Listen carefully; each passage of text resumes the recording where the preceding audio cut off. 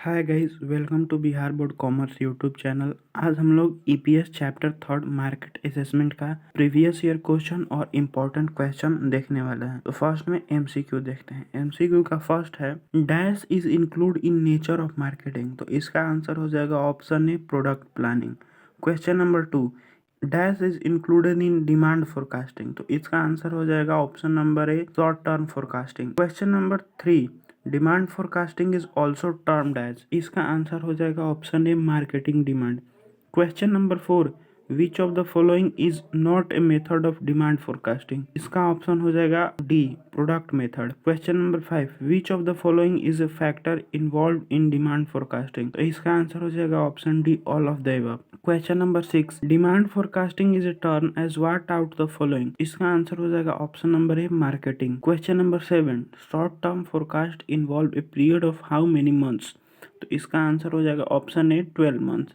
Question number 8, what is include in nature of marketing. तो इसका answer हो जाएगा option A, product planning.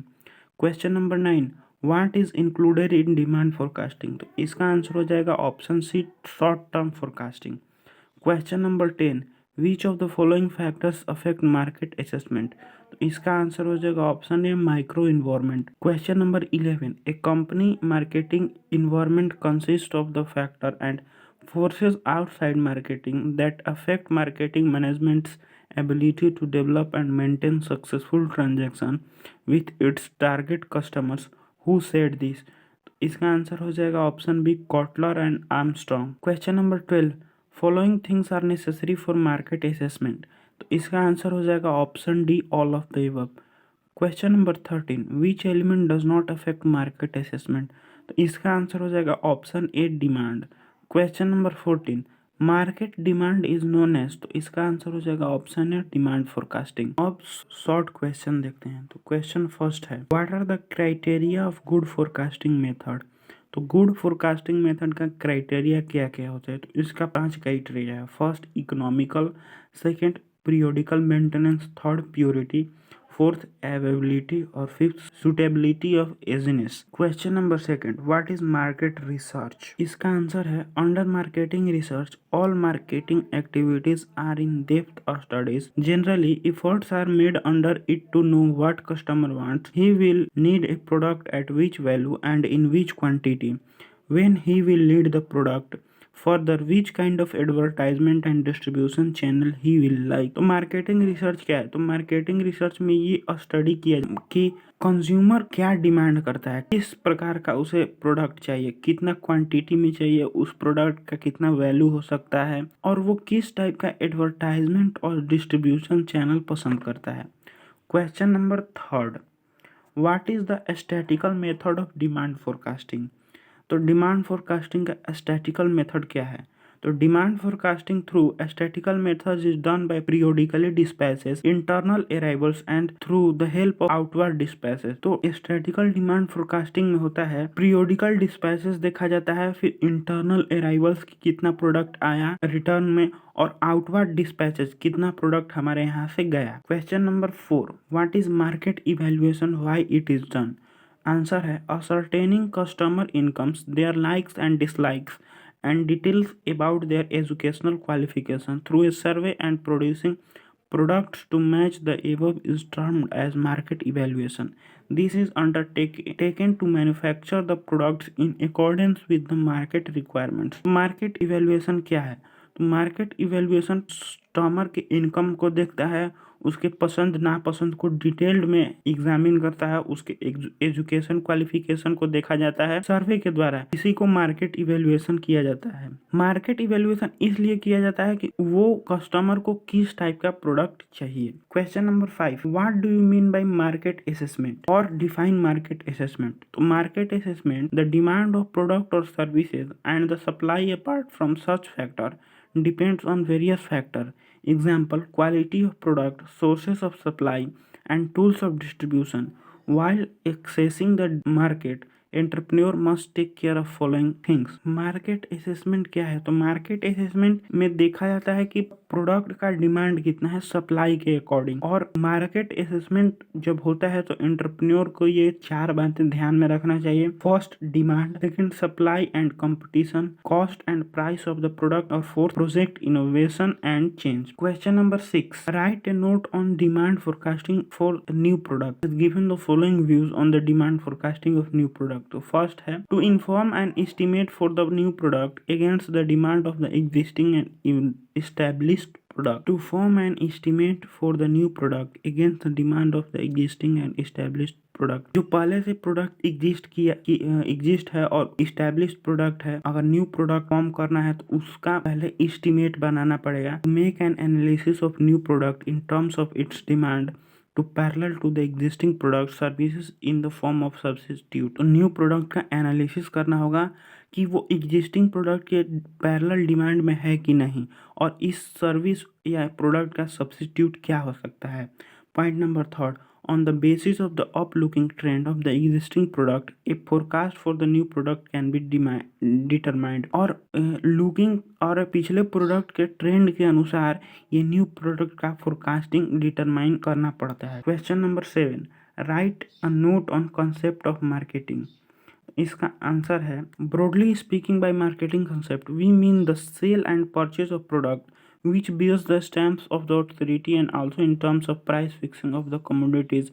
But the term marketing is so vast that a start right from the imagining about the process of production and continues even after the sales, and his phenomenon is an unending on which takes place even prior to research work, product planning, determining of the price, determining of the modes of marketing, communication and product distribution system, service after sales and obtaining relevant information are the activities which are incorporated into the marketing. तो marketing कहने का मतलब सिर्फ यही नहीं है कि हम प्रोडक्ट को सेल करें या परचेज करें जो एक अथॉरिटी के स्टैंप से हो। मार्केटिंग टर्म बहुत वास्ट टर्म है। ये शुरू हो जाता है जब हम प्रोडक्ट का प्रोडक्शन सोचना शुरू कर देते हैं, तभी से मार्केटिंग शुरू हो जाता है। उसमें प्रोडक्ट का सेल्स और उसमें research work, product planning, determination of modes of marketing, communication, ये इतना सब देखा जाता है। ये भी मार्केटिंग के अंडर आता है।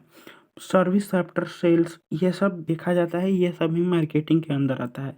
Therefore, the marketing activities even remain in force, which keep revolving around one another. Marketing concept can divided into two categories.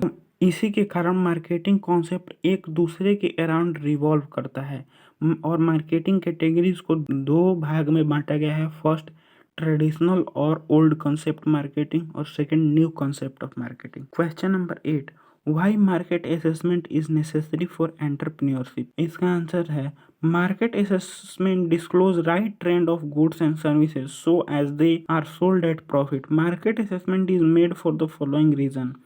First, to assess the demand of product and service, to assess the supply position and extent of competition in the market.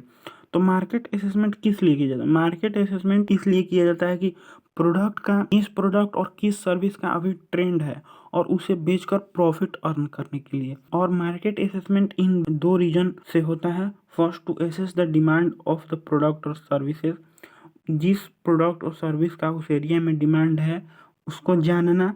To assess the supply position and extent of competition in the market, और अपने product का supply, competition और अपने competitor के बारे में जानना, इसीलिए मार्केट असेसमेंट होता है। Question number 9, what do you mean by marketing environment और what is market environment? Define it. Marketing environment meaning and definition. Generally, the market activities are carried on in particular environment. While performing such activity, it becomes very important to conduct research on market environment.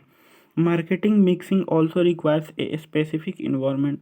All the factors of market environment are inadequate for marketing management. After a very careful study of market environment, market strategy should be formulated. Marketing environment क्या है? तो marketing environment क्या है? Marketing environment वो environment होता है जिसमें marketing related काम किया जाता हो और मार्केट को वेरी केयरफुली स्टडी किया जाता हो, तब उसके बाद मार्केटिंग स्ट्रेटेजी बनाया जाता हो। Question number 10, state any 2 features of modern concept of marketing. तो फर्स्ट है the maximum attention is according to the customer satisfaction in the absence of which the chance of profitability are bleak and moreover no longer can business survive. तो first में हमें देखना है customer हमारे product से कितना satisfy हो रहा है और उस प्रोडक्ट से हमें कितना प्रॉफिट हम बना सकते हैं। Second, new marketing concept in invites a provide of rising the lifestyle and once this level is maintained it must not see decline from the point provided। New marketing concept में किसी product के चलते अगर customer का life style change हो जाता है तो उस प्रोडक्ट को डिक्लाइन करना और उस लाइफ स्टाइल को डिक्लाइन करना मुश्किल हो जाता है। अब लॉन्ग क्वेश्चन देखते हैं। फर्स्ट क्वेश्चन है explain by giving any 4 points why market assessment is needed for an entrepreneur। तो आंसर है market assessment is important for an entrepreneur for the following situation. तो किस सिचुएशन में मार्केट असेसमेंट जरूरी है? तो फर्स्ट, एस्टिमेटिंग डिमांड और demand analysis.